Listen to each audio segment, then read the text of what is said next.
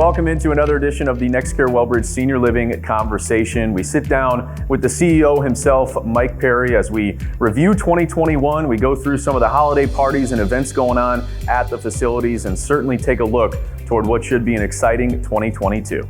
Well, Mike, always good to sit down and have a conversation here at NexCare WellBridge Senior Living. And I'd be remiss if I didn't comment on this specific facility. You know, we're here at the Grand Blanc facility, and you got the piano, the artwork, the furniture, the space. I mean, this is truly a wonderful facility here in Grand Blanc. Yeah, when we got together, over 10 years ago or whatever it's been, we really took a look and said, how do we create a more resort-like environment, a place where people want to be, putting the hospitality into healthcare. You want to be here. Like when we were talking, when we were getting set up this morning, we have a pub at this facility where you can come have a cocktail or a beer with your dad or your grandparents, play some cards, watch a Tiger game, watch a Lions game. We wanted to create that environment and in a real hospitality type situation. It's been a struggle the last 18 months. We've had to pivot a lot towards the clinical, because we are a clinical medical facility, and that's extremely important. And at the end of the day, that's why our customers are here. And we've had to pivot a lot to that. And when we locked down visitation and shut down our dining rooms and those types of things, it was necessary with the situation we're in. 2021 was essentially, everyone was just looking forward to 2021. Man, just can't wait to get 2020 behind us, and 2021 is going to be, everything's going to be done and we're going to be moving forward and all that. Has 2021 represented that for you and for NexCare WellBridge Senior Living to a certain degree? Has it been a little bit of the same as what we saw in 2020, I guess? In retrospective, going back to January of last year to where we're at now here, just ahead of Christmas, how big of a change, I guess, was it 2020 versus 2021? 2020 and 2021 are different in many regards, both extremely difficult. 2020 was really a time of trying to understand international health crisis.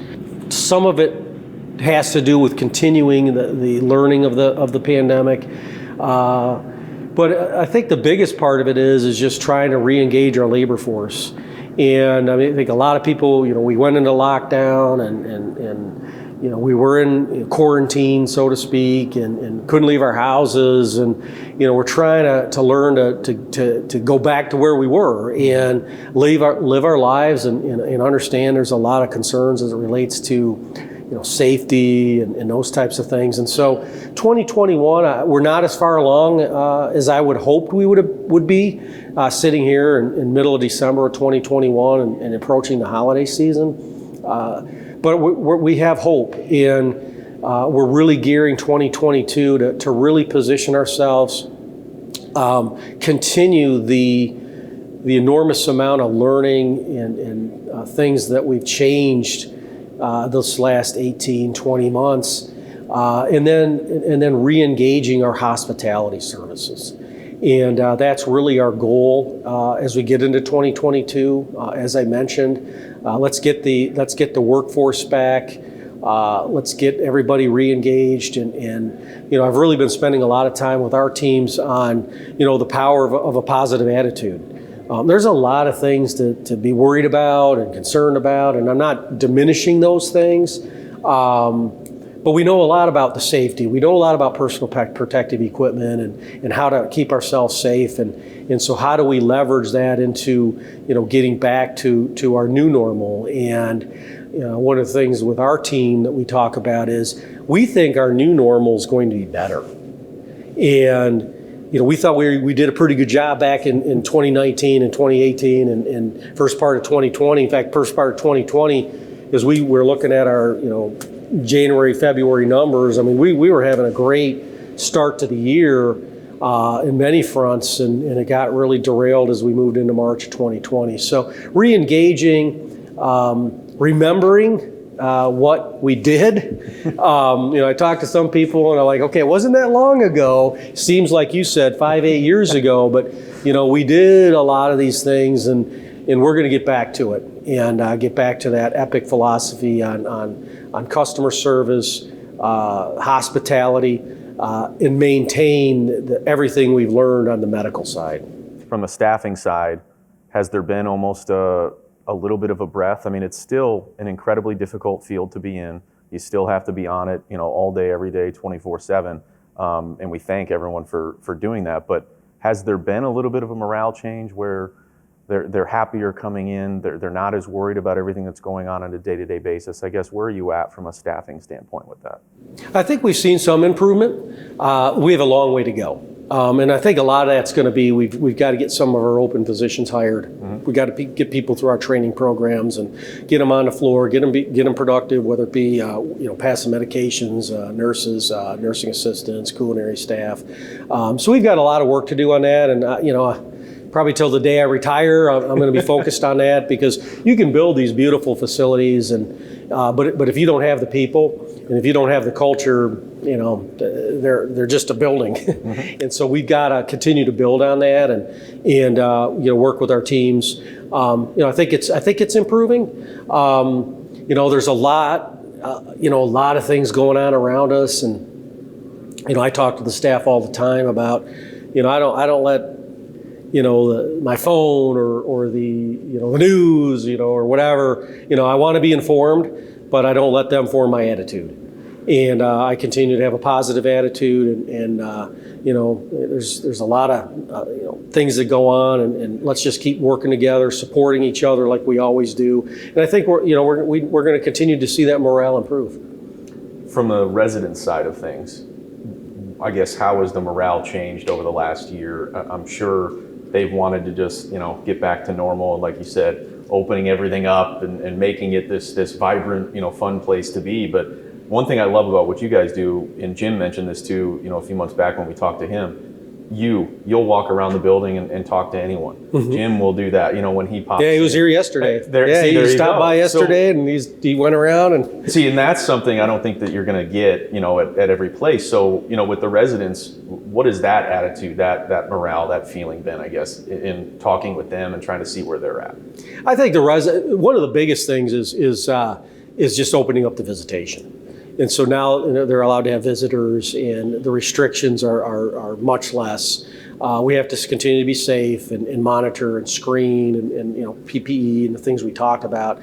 But I think that's been a big change. One thing that's been a bit of a surprise to me is a number of our residents, as I travel around to our facilities, we're not seeing the participation in our dining room service like we did before. So we're really working on that. We think getting out into the dining room, we have music, and particularly this time of the year, Christmas music. We have a lot of interactions that go on in the dining rooms with their fellow residents and their employees.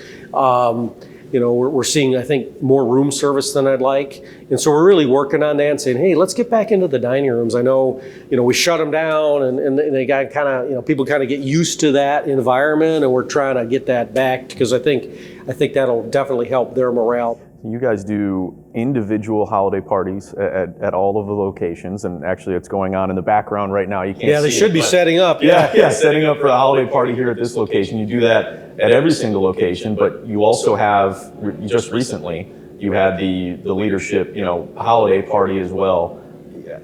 How important is that to be able to just say thank you, to all of the workers, your team members, the epic philosophy, be able to kind of build on that, because getting everyone together, especially after the last couple of years, I gotta believe that was so just nice to sit down, have some food, maybe some drink, who knows, and just enjoy the holiday season, say thank you, and just have a good time, and kind of start to build that team mentality, I guess, back, in what you guys are doing. Not doing it showed me how important it was. Yeah. And we had our company-wide leadership meeting last week. We had all of our executive directors, our director of nurses, our senior support team, our regional support teams, 100+ people we got together. And I got to tell you, we were back and forth as we were planning this in November, and do we do it, do we not do it? We know Michigan, we're getting into the colder months and cases are increasing. We put safety precautions in place. We had everybody that attended tested 24 hours in advance. We had the vaccine status, and for those not vaccinated, the personal protective equipment requirements. And so we said we're going to do it, and I'm so glad we did. The feedback was phenomenal. It was good to see everybody. It gives leadership an opportunity to kind of give a nice positive message, closing out the year, thanking everybody for everything they've done. Gives us an opportunity to provide a framework for the next year and the things that we're doing.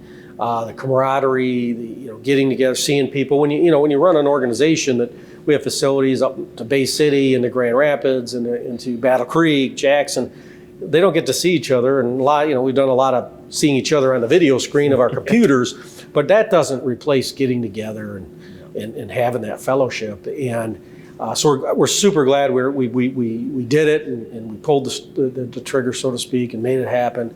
And then at all of our facilities, we have Christmas and holiday parties. We have ours here today here at WellBridge at Grand Blanc. We involve all of our staff. All of our residents and families can come in. Gifts are exchanged. And what warms my heart is we put out a word and say, hey, if you want to donate something small, a gift for a resident that may not have a loved one or may not have something to open at Christmas time. And you should see our conference room. I mean, the staff going out on their own, buying things and wrapping them and bringing them in. I mean, we had somebody in our housekeeping department brought a whole cart of things in yesterday morning, and it's like, wow. I mean, and they want to do it. I mean, it's important to them to give back. Well, last one for you here, and this is our last NexCare WellBridge Senior Living conversation for 2021. So looking to 2022, got to believe there's lofty goals and things you want to accomplish, but what is the mentality going into another new year and hopefully an even better year than 2021 and certainly a better year than 2020, but what are the things that you want to accomplish individually and then certainly just as a company? There's been crisis that has hit our country and it has hit the world over the course of time. And when you look at some of those crises, there are good things that come from it. And we got to focus on those good things, leverage those, and get back where we were better. Couldn't have said it better myself. Well, Mike Perry, obviously the CEO of NexCare WellBridge Senior Living, always appreciate the time, and we look forward to a vibrant and hopefully a much better 2022. Thank you. You're welcome.